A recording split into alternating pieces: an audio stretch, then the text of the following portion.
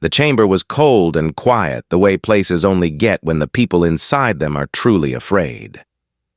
The grand hall of the Galactic Accord sat at the center of Station Valara, a massive ring of metal and light that had been built to represent unity between 63 spacefaring civilizations. There were tall seats carved from materials that came from a dozen different worlds.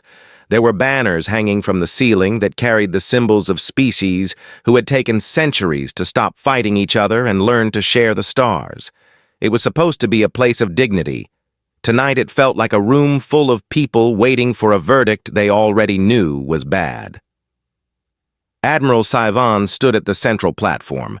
She was tall, even by Thalori standards, and with pale blue skin and eyes that caught the light in a way that made them look like they were always moving. She had served in the Accord fleet for 40 years. She had fought pirates, border disputes, and 3 small wars that the history files called containment actions. She had never, in all of that, stood in front of the full council and told them they were losing. She told them now.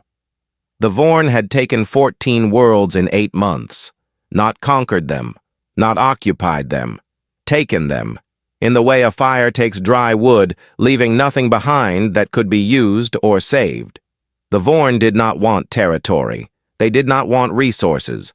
The closest thing anyone had been able to determine about what the Vorn wanted was simply to consume and move forward, like a force of nature that happened to travel in ships.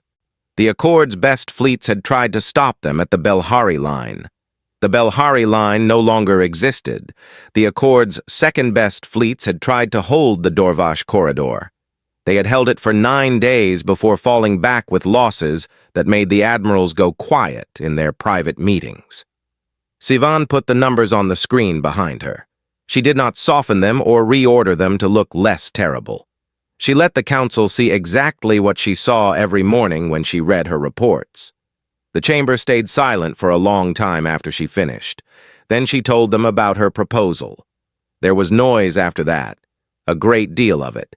Councillor Pryan was the loudest. He was an older diplomat from the Serath Union, a thin being with dark robes and a voice that had spent decades learning to fill large rooms. He did not shout, and he did not need to. He simply spoke in a tone that made clear he found the suggestion not just wrong, but deeply offensive. Quarantine Zone 7 exists for a reason, he said. The species within it was assessed 200 years ago by this same body and found to be a threat to galactic stability. The assessment was not made lightly. It was made after careful study of their history, their behavior, and their capacity for organized violence. Nothing about that assessment has changed. 14 worlds have been lost, Sivan said. And opening Zone 7 could cost us everything else, Prane answered. The argument went around the room for 2 hours. Different species, different voices, but the same 2 positions pulling against each other. Some of the council members were afraid of the Vorn. Some of them were afraid of the humans, and a few were afraid of both, and those ones sat quietly and said very little. In the end, it came down to numbers, the way hard decisions usually do. The Accord had run the projections 12 times using 3 different models. Every single one of them came back with the same answer. At the current rate of Vorn advance, the Accord had approximately 14 months before the losses became unrecoverable. 14 months before there would not be enough fleet, enough resources, or enough member worlds left to mount any kind of meaningful resistance. 14 months was not enough time to build new ships. It was not enough time to train new soldiers. It was not enough time to find some other solution that no one had thought of yet. It was, however, exactly the kind of deadline that made a room full of frightened diplomats willing to consider things they would never have considered otherwise. The vote passed, narrowly. Prayan voted against it and did not look at Sivan when the result was announced.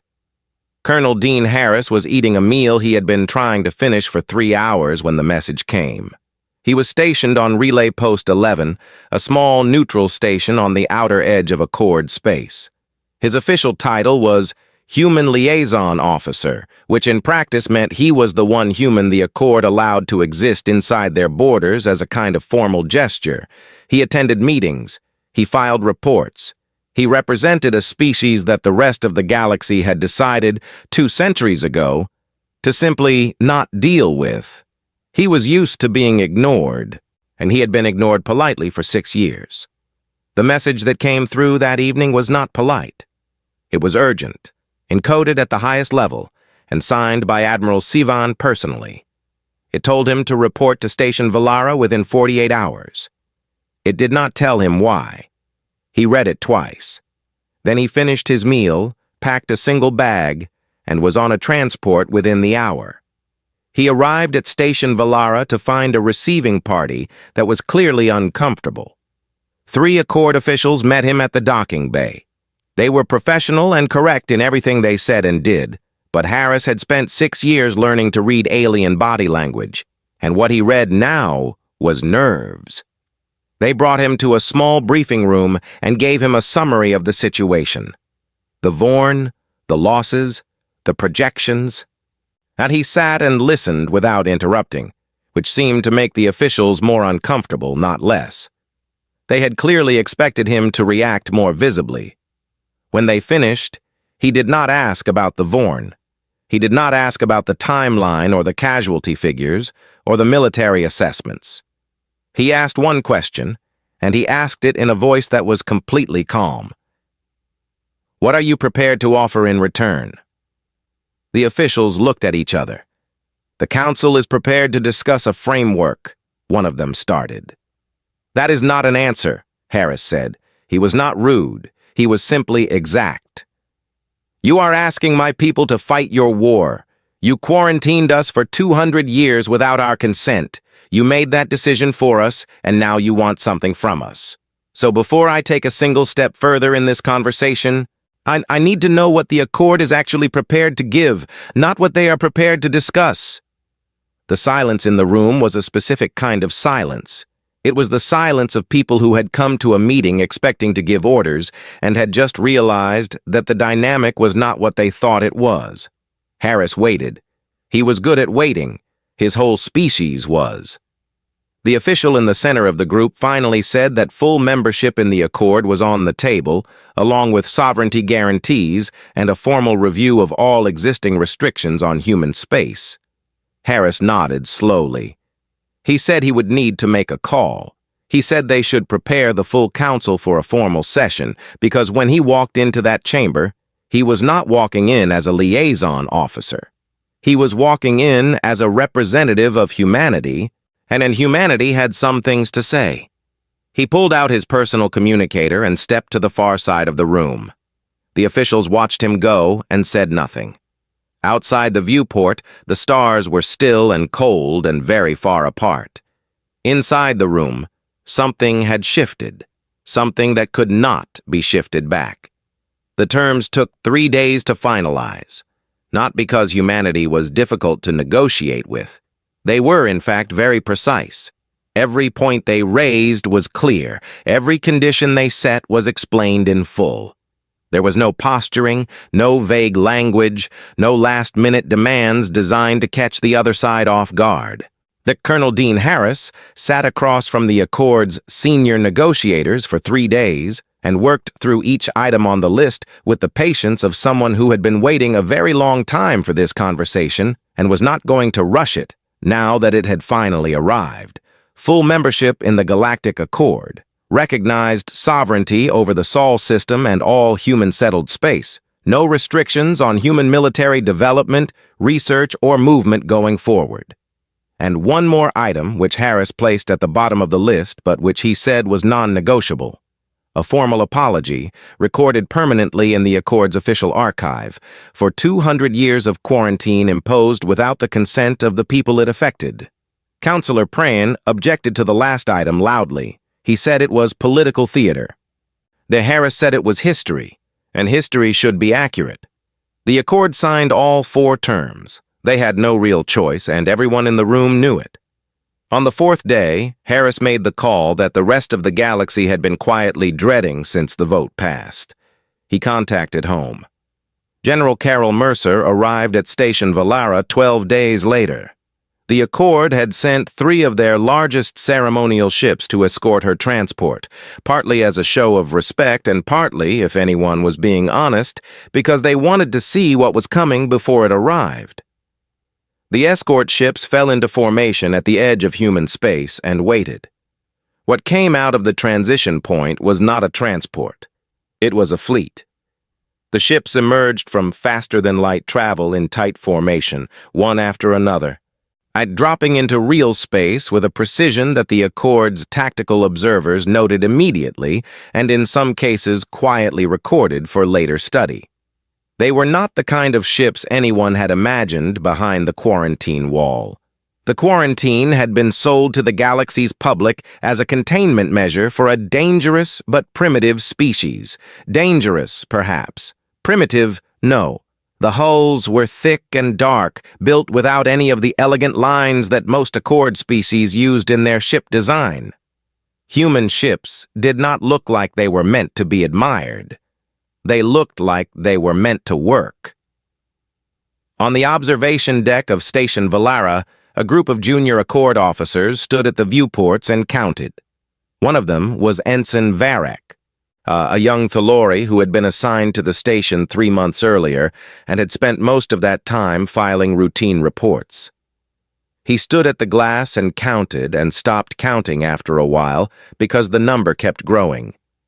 He turned to the officer beside him and said quietly that he had thought the humans had been quarantined, isolated, cut off from trade and technology.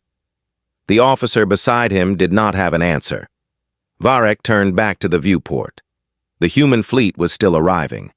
General Carol Mercer came aboard Station Vallara with 4 aides and no weapons visible on any of them.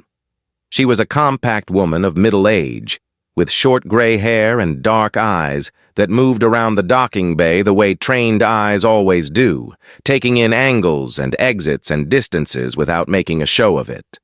She wore a uniform that was simple and clean with no decoration except her rank insignia and a single small pin above her left breast that Varek, watching from a respectful distance, could not identify.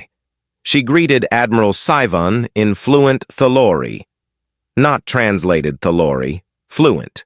The kind that took years to learn properly, with the tone shifts in the right places and the formal greeting structure used correctly. Sivan blinked, which for a Thalori was the equivalent of a visible double-take. Mercer then greeted Counselor Prayan in Sarath, which was considerably harder to learn than Thalori, and did it without hesitation. She handed Sivan a data package and said they should take an hour to review it before the first briefing. She said it with the casual confidence of someone handing over something they had already decided was going to change the conversation. It did. The data package contained a full accounting of what humanity had been doing for 200 years. Not a summary, not a curated selection. Everything. The fleet numbers, the ship classes and their specifications, the training programs, the battle simulations, the internal conflicts that had been fought and resolved over 2 centuries of isolation. The research programs that had continued without access to galactic technology and had, in several cases, arrived at solutions the Accord had not found yet. The manufacturing capacity, the personnel figures. Sivan read through it in 40 minutes. Yet by the end she had stopped reading carefully and was simply turning pages because she needed to see how long it went on. Prayan read it in silence and did not say anything for a long time after. The briefing that followed was not what the Accord had planned. They had prepared a presentation on the Vorn, their behavior patterns, the engagement history, the projected threat vectors. Mercer listened to all of it politely and then said she had already read the Accord's full classified file on the Vorn, which Harris had secured as part of the initial negotiations. She then put her own analysis on the screen and walked them through it. Her assessment of Vorn tactical behavior was sharper than anything the Accord's own analysts had produced. Her proposed engagement framework was different from every approach the Accord had tried. It built around principles that Sivan recognized immediately as coming from a species that understood ground warfare in a way that most starfaring civilizations had forgotten. Most species, when they reached a certain level of technology, moved their wars into space and kept them there. Humanity had never stopped fighting on the ground. They had never stopped fighting in corridors and streets and narrow places where the bigger ship did not matter, and the only thing that counted was the person standing next to you and how long the two of you could hold. The briefing lasted 4 hours. When it was over, Sivan walked Mercer to the fleet staging area and asked her directly how soon human forces could be ready to engage. Mercer looked out at the dock, where the first of her ships had been brought in for resupply. While she watched her crew moving on the hull, running checks, doing the things that soldiers do when they are preparing for something serious. She said they could move within 72 hours. Then she turned to Sivan and said there was one thing she wanted Sivan to understand before the shooting started. Her people were going to fight hard. They were going to do things in battle that would look reckless or even frightening to Accord observers. They were going to take damage that other species would retreat from and keep going. They were going to push into situations that no tactical model would recommend. But they were not going to be monsters. That was a choice, and it had been made a long time ago.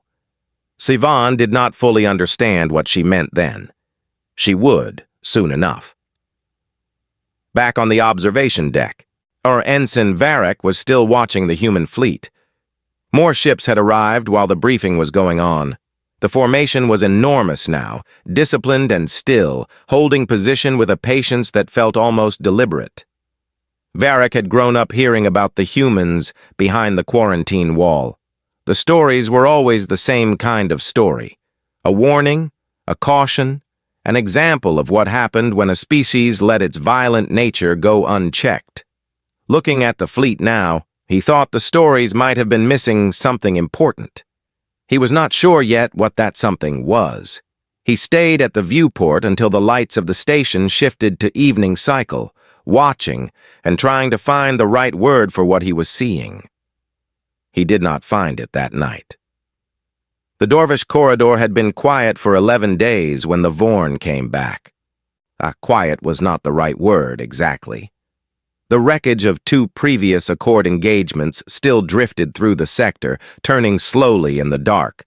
The scanner returns were so full of destroyed hull plating and dead systems that the Accord's sensor operators had started filtering it out just to keep their screens readable. It was the kind of quiet that sat on top of something terrible that had already happened, and that made it heavier than ordinary quiet. The Vorn advance fleet dropped out of transit in 6 separate positions at the same time. They did it at 0340 station time, which was not an accident. The Vorn had learned from fighting the Accord that most species made worse decisions when they were woken up. General Carol Mercer had been awake since 0200. Captain Jake Turner, commanding the CNS Relentless at the center of the human formation, had been awake since 0130. He had spent the early hours reviewing the approach vectors one more time and eating a meal that his crew had brought him on the bridge without being asked because they knew him well enough to know he would not leave to go get one himself. Turner was not a large man or a loud one. He was the kind of officer who spoke quietly and expected to be listened to, and who had a habit of standing very still in the middle of chaotic situations that made the people around him calmer without him doing anything in particular. He had commanded the Relentless for 4 years. His crew would have followed him into a star. When the Vorn signatures lit up on the display, he set down his cup and said, there they are," in the same tone someone might use to say the rain had arrived. He opened a channel to General Mercer and said the contact numbers matched her projected approach within 3%. Mercer said she knew. She said to begin. The Accord's plan for defending the Dorvash corridor had been to form a line across the main transit lane and hold it. They had tried that twice. Both times the Vorn had flanked them, split the line, and destroyed the pieces separately. Mercer did not form a line. She scattered her fleet. The Accord's tactical officer on the Joint Command ship, a veteran Serath commander named Aura, watched the human formation break apart on his display and felt something close to panic. He sent an urgent query to Mercer asking her to confirm her positioning orders. Mercer confirmed them. Aurora sent another query. Mercer did not answer the second one. What looked like scattering was not scattering. Ensign Varric, watching from the Accord observation vessel positioned safely at the corridor's edge, had a different angle on the display than Aura, and from that angle he could see what Mercer had actually done. She had not scattered her fleet. She had opened it the way a hand opens before it grabs something. The Vorn advance pushed into the corridor along the path of least resistance, which was exactly where Mercer had left it. They moved fast. The Vorn always moved fast. They had learned from fighting the Accord that faster was better and that hesitation cost them the momentum they needed. They were 30 minutes into the corridor when the human ships closed. The battle that followed lasted 11 hours. Varric watched most of it from his post and stopped taking his scheduled breaks because he could not make himself step away from the display. He had studied combat simulations at the Academy. He had reviewed the records of every major engagement the Accord had fought in the last 50 years as part of his tactical training. Nothing he had studied prepared him for what he was watching. Human ships took damage that the Accord's own vessels would have required immediate withdrawal to address, and kept fighting. The Relentless took a direct hit to its forward section at hour 3 that destroyed 2 full gun positions and punched a hole through the outer hull that vented atmosphere into space. The damage report Varric intercepted showed a 30% reduction in combat capacity. Turner did not withdraw. He moved the Relentless into the gap that the damage had opened in his own formation and used it as a firing channel that the Vorn could not find an angle on. At hour 7, a Vorn flanking force came around the corridor's southern edge and drove straight for the human rear. Varric's tactical system calculated the probabilities and estimated a 30% chance the maneuver could be stopped without significant losses. Turner split his formation to meet it, personally leading the detachment with the Relentless and 2 support vessels against a Vorn group 3 times their size. Varric watched the numbers and felt cold. Turner's group did not just stop the flanking force. They folded it back on itself and destroyed it entirely. And the Relentless came through the engagement with hull breaches in 3 sections and a crew casualty report that made Varric look away from the screen for a moment. When he looked back, Turner was already repositioning for the next phase. By hour 10, the Vorn were pulling back.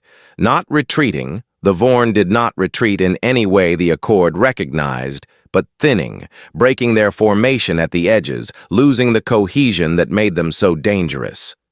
By hour 11, they were gone, pulling back through the transit lanes in a direction that the human fleet did not pursue. Mercer called a stand-down on human channels. Varric exhaled for what felt like the first time in several hours. Then something happened that he was not prepared for at all. The human ships moved into the wreckage field. Varric watched them go in and spent several minutes trying to understand what they were doing before he caught the communication traffic. Human soldiers in boarding suits were moving through what remained of the Vorn vessels. He pulled audio and listened to the suit-to-suit chatter. It was calm and focused and professional, the same as it had been during the battle. But the words were different. They were not tactical words. They were careful words. A human combat medic named Rita Vance was on a channel with her team, guiding them through the interior of a partially destroyed Vorn vessel. She had a translation algorithm running on her suit system, feeding her the signal patterns coming from the Vorn organisms inside. The Vorn used a biological signal network instead of vocal communication, and the patterns Vance was reading were ones she described to her team as distress, clearly and simply, the way she might describe a wound. The Vorn organisms she had found were separated from the hive signal. They were, for the first time in any recorded engagement with the Vorn, alone. Varric did not know what to do with that information. He filed it in his notes and kept watching. Counselor Pryan's voice came onto the Joint Command channel approximately 20 minutes after the stand-down. He had been silent through the entire engagement, which Varric had found surprising, and now he sounded tightly controlled in a way that suggested he had been choosing his words carefully. He asked formally why human forces were expending time and resources on enemy casualties when there was a damaged fleet to repair and a corridor to secure.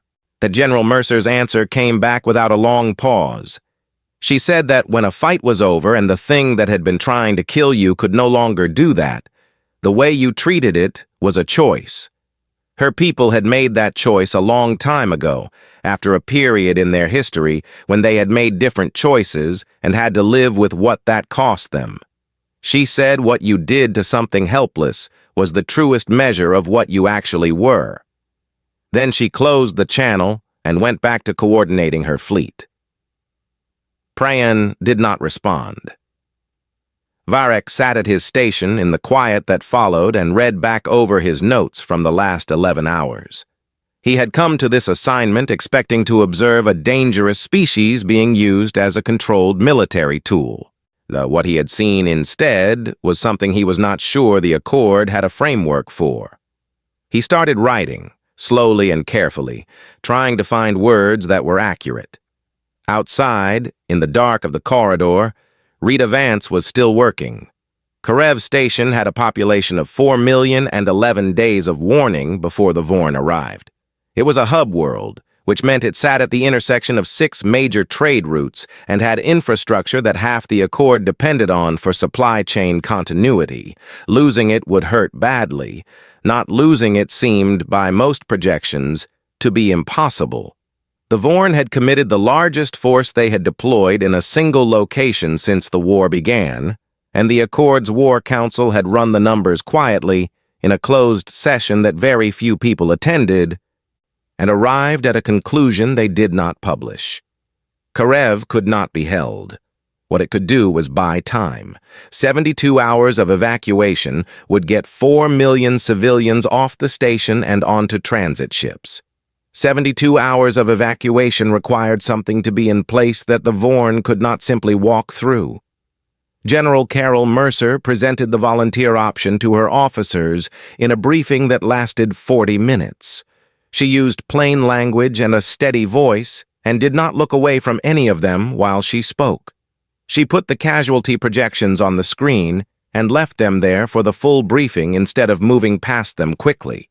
She told them the Accord's own analysts estimated a 73% chance that any force holding Karev for 72 hours would not make it out intact. She told them they could say no, any of them, all of them. She said it clearly and she meant it. She looked around the room when she was done. Not one officer said no. Captain Jake Turner volunteered to command the ground engagement before the room had fully settled. He said it in the same quiet way he said most things. The officer beside him, a woman named Lieutenant Commander Diane Salter, said she was with him before Mercer had even acknowledged his request. Others followed until the room was committed. Mercer dismissed them to prepare. She stayed behind after they left and stood at the briefing table for a moment, alone, looking at the casualty projections still on the screen. Then she closed the file and went to work. The first Vorn contact at Karev came at hour 4 of the defense. And Turner had spent those 4 hours turning the station into something the Vorn were not going to enjoy. Karev had been designed as a civilian hub, which meant it had wide corridors and open public spaces and access tunnels that ran throughout the structure like a circulatory system. Turner looked at it the way someone looks at a problem and finds the angles. He sealed some corridors and collapsed others. He set up overlapping fields of fire at every intersection that mattered. He put his people into positions that the Vorn's numerical advantage could not simply roll over because the geometry of the station would not allow that many bodies to push at once. He also gave his people a very simple order. Do not let them feel like they are winning. And the fighting that followed was the kind of combat that does not appear in training simulations because training simulations are designed to have clean phases and identifiable turning points.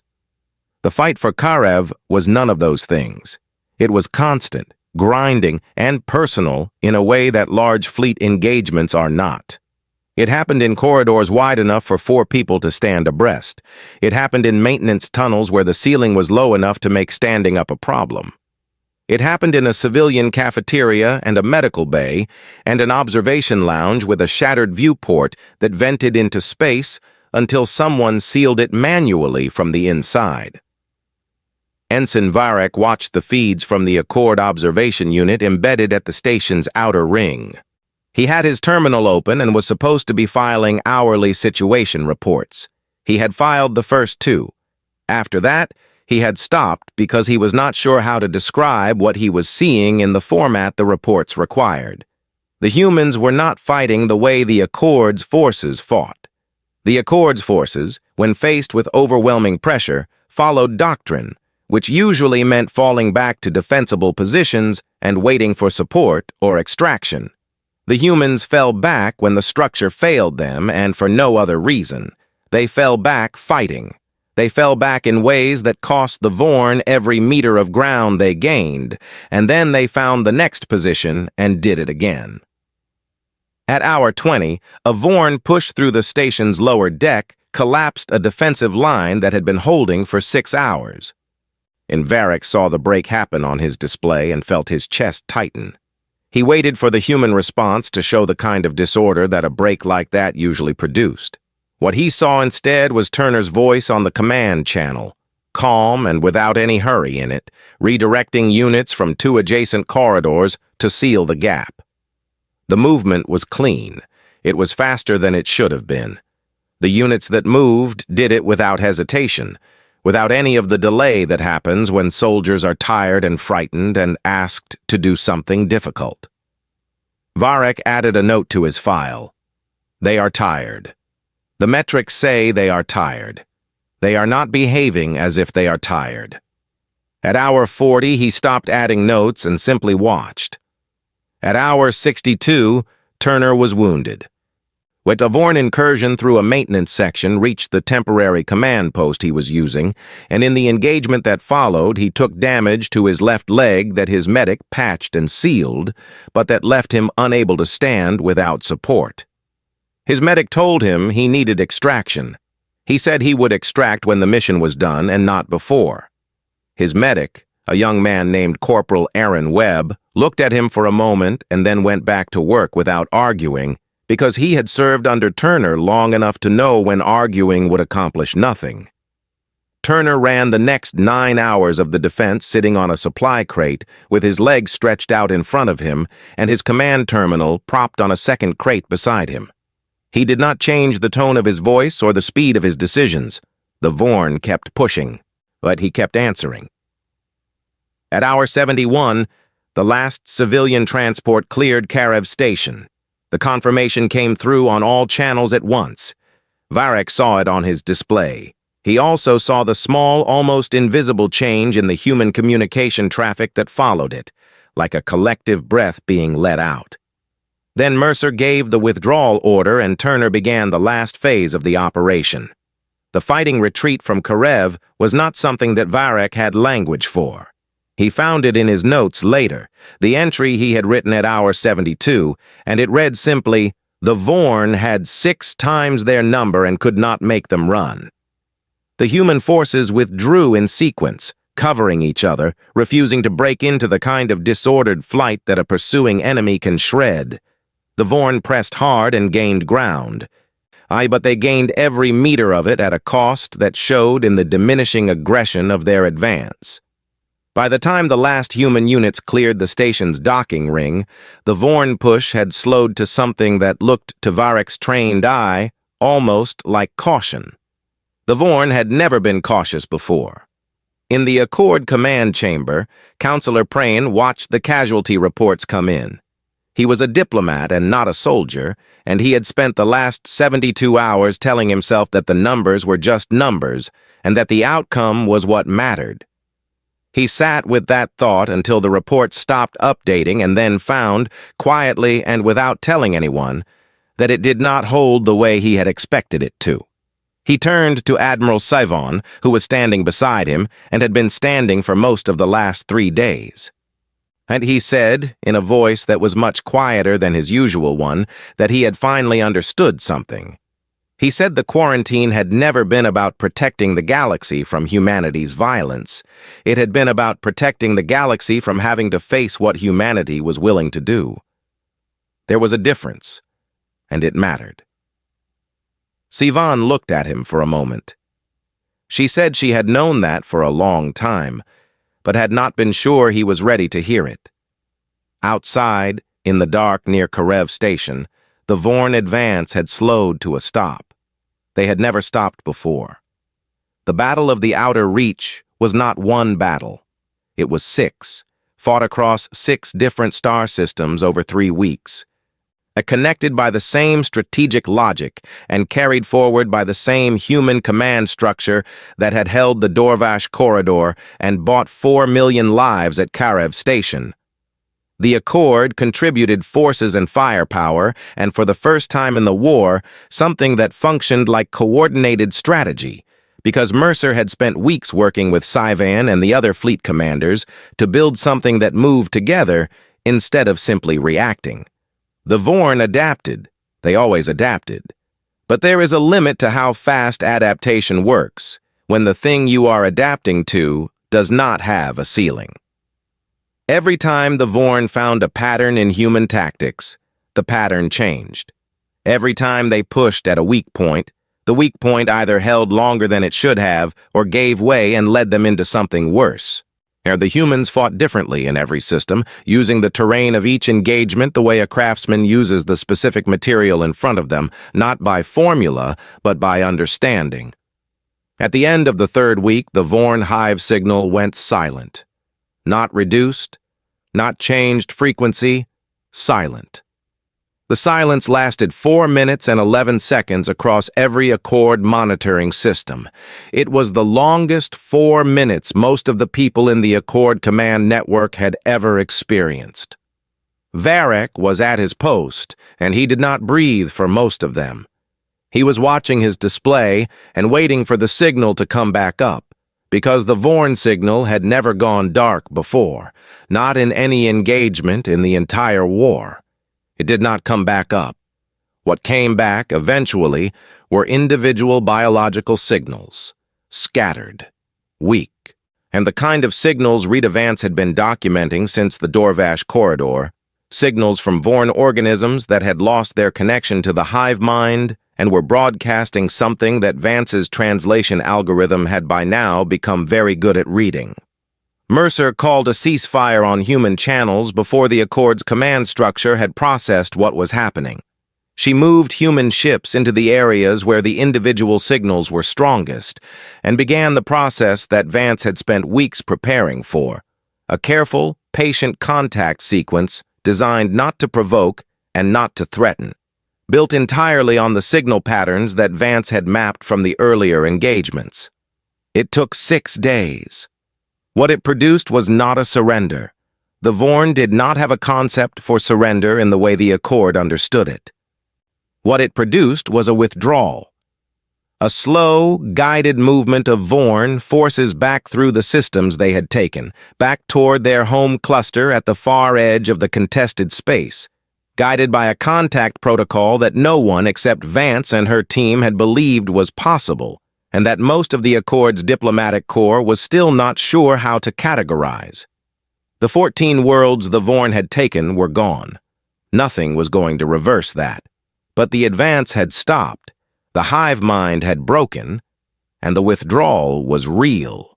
The war was over. The Accord called a formal session 6 weeks later. Every member species sent representatives. The Grand Hall of Station Valara was full in a way it had not been since before the war, and the mood was different from the last emergency session.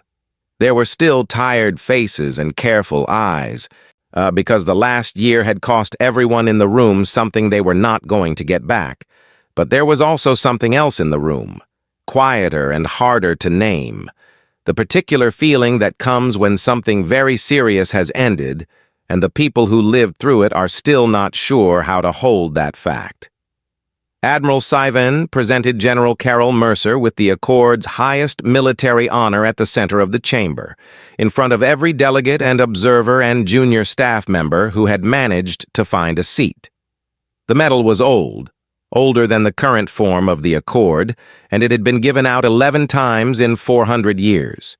Mercer accepted it with a nod and a quiet word of thanks, and then stepped back and let Sivan have the podium again, because she had not come to the session for the ceremony. She had come for the negotiation. The human delegation sat down at the formal table an hour after the ceremony ended. There were 5 of them: Mercer, Harris, Captain Jake Turner, and 2 civilian advisors whose names most of the Accord delegates did not recognize, which was, Harris had once told Sivan privately, entirely intentional. Turner sat at the far end of the table. He was still using a cane. He had been offered reconstructive treatment for his leg and had said he would take it after the session, not before. He sat with the cane propped against the table beside him and said almost nothing for the full 4 hours of the negotiation. He did not need to. Every delegate in the room knew what he had done at Karev Station. His silence carried more weight than most people's loudest arguments. Harris handled the language, and he went through the 4 agreed terms from the original negotiation and confirmed each one in formal Accord record, clearly and without rushing, the way he did everything: full membership, sovereignty, freedom from restriction on human development, the formal apology, recorded permanently in the archive. Pryan did not object to the apology this time. He had not objected to much since Karev. When the session was over and the documents were signed, the human delegation stood and filed toward the exit in the quiet way they did most things. Varric, who had attended the session as part of the Thalori Observer Group and had spent most of it watching the human delegation instead of the proceedings, moved to catch up to Harris in the corridor outside. He had been composing the question for weeks, and he had written several versions of it and discarded all of them because none of them said exactly what he meant. Standing in the corridor now, he decided to just say it plainly and see what happened. He asked Harris whether humanity had always been like this, whether the fighting and the mercy and the refusal to break had always been there together in the same people, or whether the quarantine had made them that way, whether 200 years of isolation had built something that would not have existed otherwise. Harris stopped walking. He thought about the question for a moment in the honest way, not the polite way people think about questions when they have already decided on an answer. He looked at the corridor wall and then back at Varric, and when he spoke, his voice was easy and direct. He said the quarantine had not made humanity anything. What humanity was had been decided a long time before that, through a very long and very painful process that his species did not enjoy remembering, but had chosen not to forget. The quarantine had not built them. It had just given them time, quiet time, to decide very carefully what kind of people they were going to be when the universe finally needed something from them. He said they had used that time well. Then he smiled once and nodded and walked away down the corridor with his hands in his pockets, unhurried, the way someone walks when they have nowhere left to rush to.